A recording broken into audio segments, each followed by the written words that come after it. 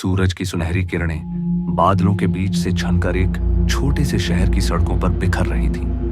रायपुर का यह हिस्सा हमेशा की तरह हलचल से भरा था। सड़कों पर स्कूटरों की आवाजें, दुकानों की रौनक और बच्चों की हंसी खेल का शोर। इस सब के बीच एक घर था जो अपनी सादगी और गर्मजोशी के लिए जाना जाता था। ये था अर्जुन का घर। अर्जुन 24 साल का एक जिंदा दिल लड़का अपने परिवार के साथ रहता था। घर में माँ पापा, छोटी बहन रिया और दादी माँ थी। घर में हमेशा हंसी मजाक का माहौल रहता था। रिया कॉलेज में थी और अपनी मस्ती में मग्न रहती थी, जबकि दादी माँ की पुरानी कहानियां और माँ पापा की रोज की नोक-झोंक घर को जीवंत बनाए रखती थी। और उस दिन अर्जुन अपने दोस्तों के साथ बाहर था। उसका दोस्त समीर, जो हमेशा नई नई जगहों की खोज में रहता था, उसने एक अजीब सा प्रस्ताव रखा। समीर ने अपनी बाइक पर बैठे बैठे पूछा, यार अर्जुन, तूने काली घाटी का नाम सुना है? तो अर्जुन ने हंसते हुए जवाब दिया, काली घाटी? ये क्या भला है? वहां बाकी के दोस्त रवि और नेहा भी पास खड़े थे और समीर की बात सुनकर हंस पड़े। पर समीर ने रहस्यमयी अंदाज में कहा, अरे सुन तो, ये कोई साधारण जगह नहीं है। लोग कहते हैं कि जो वहां जाता है वो कभी वापस नहीं आता, और जो आता है वो कुछ ऐसा देख लेता है कि उसकी रूह कांप जाती है। पर नेहा ने मजाक उड़ाया, हाँ, तू फिर से कोई भूत प्रेत वाली कहानी सुना रहा है। लेकिन समीर ने कहा, नहीं यार, मैं मजाक नहीं कर रहा। मेरे चाचा के एक दोस्त ने बताया कि काली घाटी में कुछ ऐसा है जो इंसान को पागल कर देता है। कोई नहीं जानता कि वहां क्या है। नक्शे में भी वो जगह ठीक से नहीं दिखती। पर अर्जुन ने भौहें चढ़ाई और बोला, तो तू कहना क्या चाहता है कि हम वहां जाएं? ये सुनकर समीर ने उसे छेड़ा, हाँ क्यों नहीं, एक एडवेंचर हो जाए। तू तो वैसे भी डरता नहीं है ना? तभी अर्जुन ने मुस्कुराते हुए कहा, डर? वो क्या होता है? चल प्लान बनाते हैं, लेकिन पहले घर पर बता दूं, नहीं तो मम्मी पापा मुझे कच्चा चबा जाएंगे। ये सुनकर सभी हंस पड़े। उस रात अर्जुन ने अपने दोस्तों के साथ काली घाटी जाने का प्लान बनाया। उसने सोचा कि ये एक मजेदार ट्रिप होगी, कुछ नया देखने को मिलेगा। उसने ये बात घर पर भी बताई, पर रिया ने मजाक में कहा, भैया अगर तू वहां से नहीं लौटा तो तेरे रूम में मेरा म्यूजिक सिस्टम लग जाएगा। पर तभी अर्जुन बोला, हट पागल, और उसने हंसते हुए रिया के सिर पर हल्का सा थप्पड़ मारा। लेकिन दादी माँ ने कुछ गंभीर लहजे में कहा, अर्जुन, ऐसी जगहों पर मजाक में भी नहीं जाना चाहिए। कुछ जगहें इंसान के बस की नहीं होती।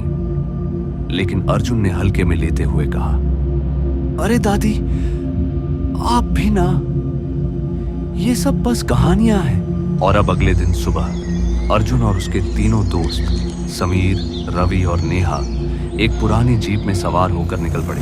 काली घाटी शहर से करीब 80 किलोमीटर दूर थी। रास्ते में हंसी मजाक, गाने और चिप्स के पैकेट खुलते रहे। लेकिन जैसे जैसे वे शहर से दूर जाते, सड़कें संकरी होती गईं। पक्की सड़कें अब कच्चे रास्तों में बदल चुकी थीं। चारों ओर घने पेड़ और सन्नाटा बढ़ता जा रहा था।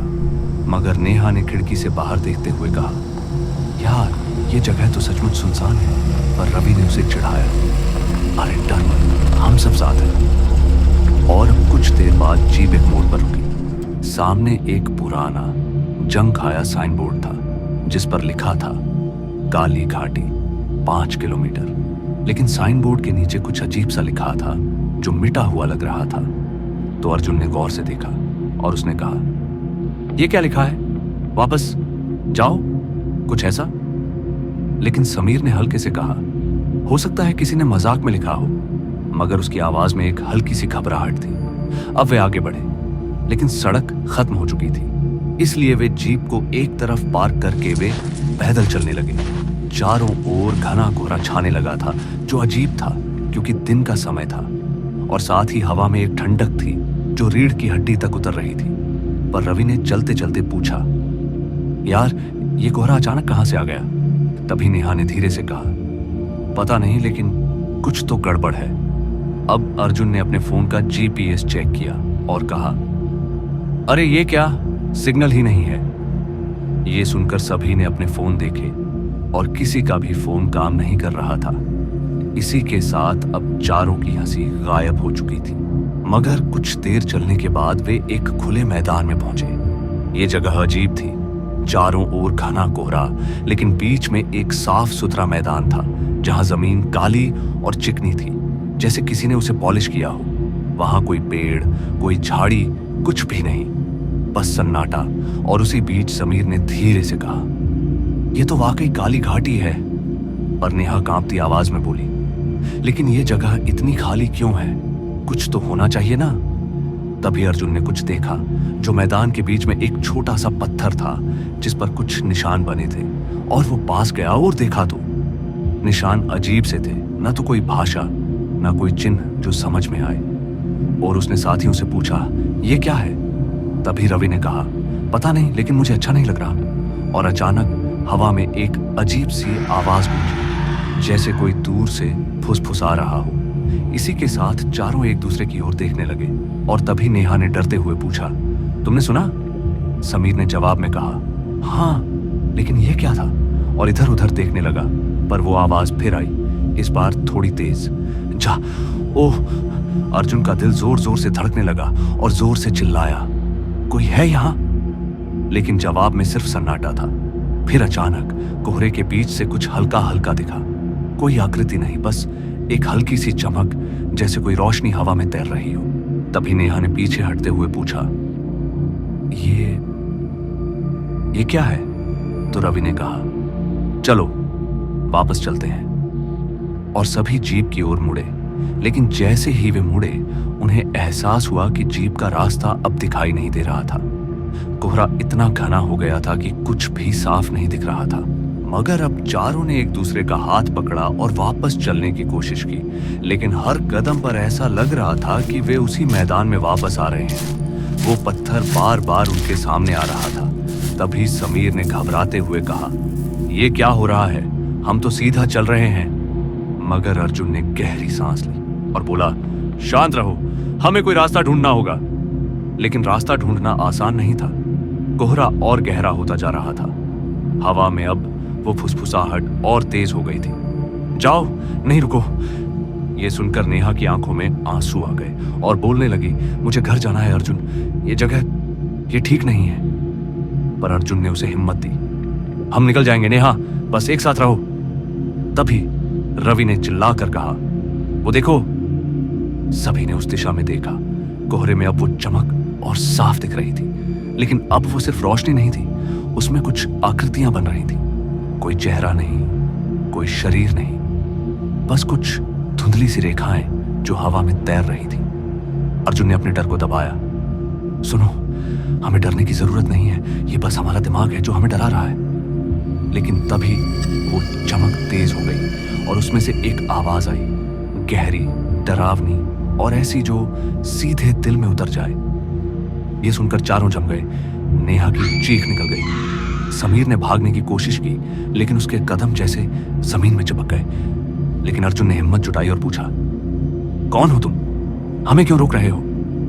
तो जवाब में वो चमक और तेज हो गई और अब वो आकृतियां साफ दिख रही थी। लेकिन ये कोई इंसान नहीं थी, ये कुछ और थी, कुछ ऐसा जो न तो जिंदा था न मरा हुआ। उनकी आंखें नहीं थी, लेकिन फिर भी ऐसा लग रहा था कि वो चारों को घूर रही हैं। और तभी अर्जुन ने अपने दोस्तों को पीछे धकेला। मेरे पीछे रहो, उसने कहा, और उसने उस पत्थर की ओर देखा। तभी उसे एक अजीब सा एहसास हुआ, जैसे वो पत्थर इस सब का केंद्र था। उसने हिम्मत जुटाई और पत्थर के पास गया, मगर नेहा ने चिल्लाया, अर्जुन मत जाओ। लेकिन अर्जुन रुका नहीं। उसने पत्थर को छुआ और उसी पल एक तेज झटका सा लगा। उसके दिमाग में तस्वीरें उभरने लगी, ऐसी तस्वीरें जो उसने पहले कभी नहीं देखी थी। लोग चीखते चिल्लाते भागते हुए और वो चमक जो उन्हें निगल रही थी। और उसने खुद से पूछा, ये जगह क्या है?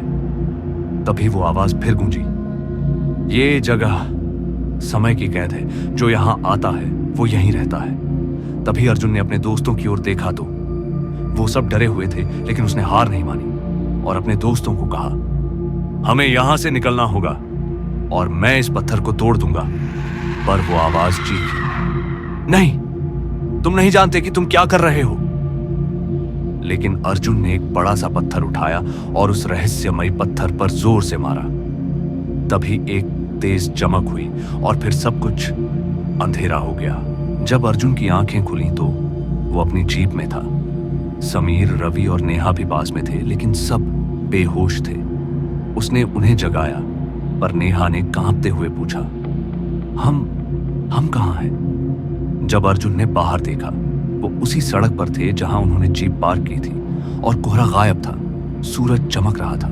तभी समीर ने हैरानी से कहा, हम वापस आ गए।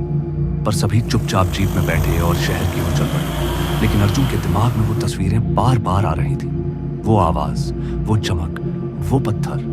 घर पहुंचकर उसने सब कुछ अपनी दादी को बताया तो दादी ने गंभीर होकर कहा, अर्जुन, कुछ जगहें ऐसी होती हैं जो इंसानों के लिए नहीं बनी। तुम बच गए, ये तुम्हारी हिम्मत थी, लेकिन अब कभी वहां मत जाना। दादी की बात सुनकर अर्जुन ने हाँ में सिर हिलाया। लेकिन रात को जब वो सोने गया तो उसे एक अजीब सा एहसास हुआ, जैसे कोई उसे देख रहा हो। उसने खिड़की की ओर देखा, पर वहां कुछ भी नहीं था, लेकिन हवा में एक हल्की सी फुसफुसाहट थी। तुम वापस आओगे? अर्जुन ने उस रात नींद की गोली खाई। लेकिन अगले दिन जब वो अपने दोस्तों से मिला तो सभी के चेहरों पर एक अजीब सा डर था। समीर ने बताया कि उसे रात में सपने में वही चमक दिखी। नेहा ने कहा कि उसे लगता है कि कोई उसका पीछा कर रहा है। तो क्या काली घाटी ने उन्हें सचमुच छोड़ दिया था, या वो चमक अभी भी उनके साथ थी? तो दोस्तों, ये थी आज की डरावनी और रहस्यों से भरी कहानी। और अगर आप हर रोज सुनना चाहते हैं ऐसी ही और डरावनी आप बीती, तो हमारे चैनल भूतिया विला को सब्सक्राइब जरूर कर लें। धन्यवाद।